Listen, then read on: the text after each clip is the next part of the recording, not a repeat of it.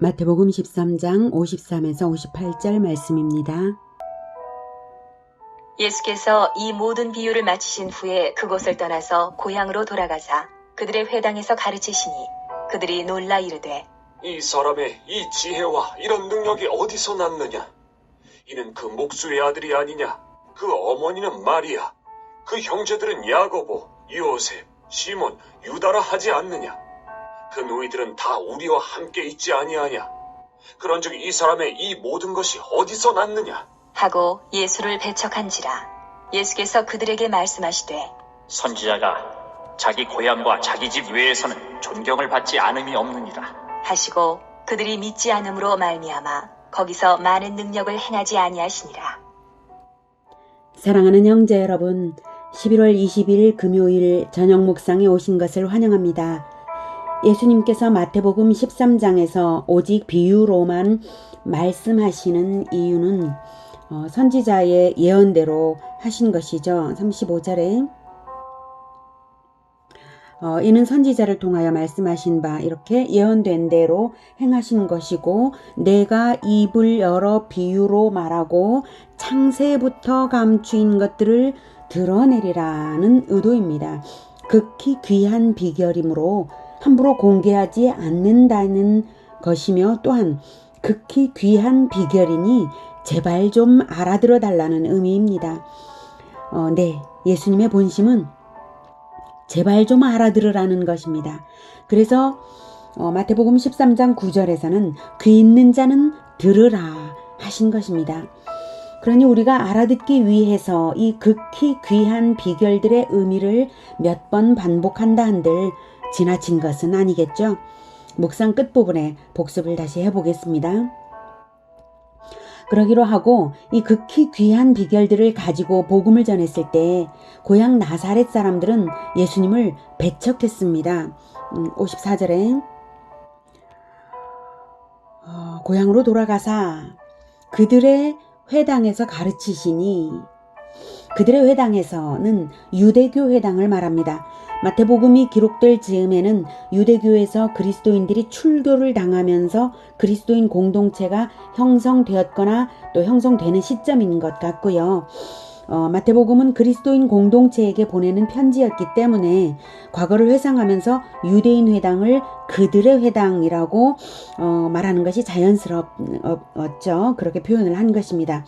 그들의 회당에서 예수님이 가르치셨는데 유대교가 그리스도인들을 출교한 것은 유대교가 스스로 자신의 뿌리이며 결실인 그리스도를 버렸다는 것을 전제한 그러한 표현입니다. 마태복음은 예수님께서 부활 승천하신 후에 주후 60년 전후 이 정도의 기록이 되었을 것이라고 짐작이 됩니다. 그래서 과거에 자기들이 다녔던 회당이지만 그 회당을 그들의 회당 이렇게 마태는 표현을 했던 것입니다. 그런데 유대인들이 예수님을 배척한 이유는 그들이 더 나은 진리를 가지고 있어서도 아니고 예수님의 설교에 허점이 있어서도 아닙니다. 그들은 말을 하기를 이 지혜와 이런 능력이 어디서 났느냐, 어디서 배웠냐고 묻는 것이 아니고요. 그 지혜와 능력의 기원을 확인하여 믿고자 하는 것도 아니고, 그리고 자기들의 완고한 편견으로 권위의 기원을 의심하는 것입니다. 말하자면 개천에서 용이 나겠냐? 이런 뜻이죠. 네. 그래서 55절에 보면 이는 그 목수의 아들이 아니냐. 네. 예수님의 아버지 요셉, 마리아의 남편 요셉의 직업은 목수였죠. 목수집에서 무슨 목사가 나겠냐는 뜻이죠. 그들은 예수 형제들의 평범함을 근거로 예수님의 가르침을 배척했습니다. 그 어머니는 마리아, 그 형제들은 야고보, 요셉, 시몬, 유다라 하지 않느냐. 그 누이들은 다 우리와 함께 있지 아니하냐. 참 이상한 일이죠.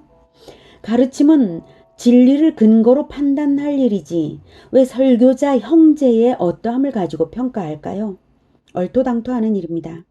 그들이 진리를 알고 있다면 진리에 따라 분별력을 가질 텐데 진리가 없으니 터무니없는 것을 기준으로 참된 가르침을 거부하는 것입니다. 진리의 빛을 찾고자 하는 마음이 없다는 증거입니다. 그러니 진리를 베풀어 주셔도 받을 수 없겠죠. 그래서 예수님께서 말씀을 하십니다. 네, 선지자가 자기 고향과 자기 집 외에는 존경을 받지 않음이 없느니라. 격언을 사용한 표현입니다. 이런 표현으로 친밀성으로 인해서 오히려 고귀한 가치를 인정받지 못한다는 그런 뜻이죠. 사람들은 원죄로 인해서 정말 많이 왜곡되고 꼬였습니다. 그래서 가장 가까운 사람들이 오히려 소통되기 어렵기도 하죠. 그래서 예수님이 자기 고향과 자기 집은 자기 집에서 외에는 존경을 받지 않음이 없느니라 이렇게 말씀을 하셨는데, 여기서 예수님이 자기 고향과 자기 집이라고 하는 표현은 나사렛만을 말씀하시는 것은 아니고요. 유대인을 의미하는 것입니다. 그리고 예수님의 가르침은 세계 모든 사람에게로 복음이 확산될 것을 암시하시는 것이죠. 예, 고향과 자기 집 외에는 존경을 받지 않음이 없느니라. 즉 예수님의 가르침은 세계 모든 곳으로 확산되어서 존경을 받지 않을 나라가 없을 거야. 이렇게 말씀하신 것입니다. 자, 이제 천국 비유들을 복습해 봅시다. 씨 뿌리는 자의 비유는 우리에게 어떤 실천을 요구하는 암시를 주나요? 네, 좋은 땅처럼 천국 말씀을 잃어버리지 말고 품으면 많은 결실을 얻게 된다는 것입니다. 천국 말씀을 품으라는 것입니다. 천국 말씀을 품되 추수 때까지 품으라는 것입니다.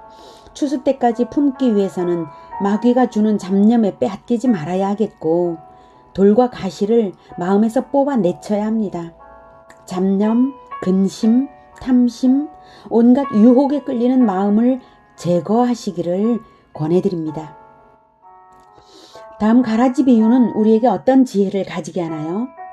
예, 영적으로 깨어있어서 가라지가 우리 영역에 뿌려지지 못하게 방지하는 그러한 지혜와, 또한 곡식과 가라지를 분별하는 마음을 가질지언정 거짓 세력을 제거하려 들지 말고 두라는 것입니다. 가라지를 제거하는 것은 심판 때에 주님이 하실 일입니다. 다음 겨자씨의 비유는 어떤 실천을 요구하나요? 예, 천국 말씀을 심으라는 것입니다. 아무리 작은 말씀의 씨앗이라도 심어지면, 그리고 자라나기만 한다면야 그 확장성이 엄청나니까요. 누룩 비유는 어떻습니까? 예, 마찬가지로 천국 말씀을 넣으라는 것입니다. 천국 말씀은 살아서 스스로 사람 안에서 변혁을 일으키기 때문입니다. 밭에 감추인 보화 비유와 진주 비유는 어떻습니까? 예, 온 힘을 다하는 실천으로 대가 지불을 하라는 것입니다. 천국은 그만한 대가를 지불하고도 남을 만큼이니까요. 하나님과의 거래는 결코 손해보는 장사가 아닙니다. 영원한 계산법을 가지시기를 축복합니다. 그래서 저는 이 대가 지불을 열심히 성경을 준비해서 가르치는 이것이 저의 대가 지불입니다. 저에게 가진 것은 열심히 성경을 연구하고 가르치는 이 수고 외에 저에게 무슨 자원이 있겠습니까?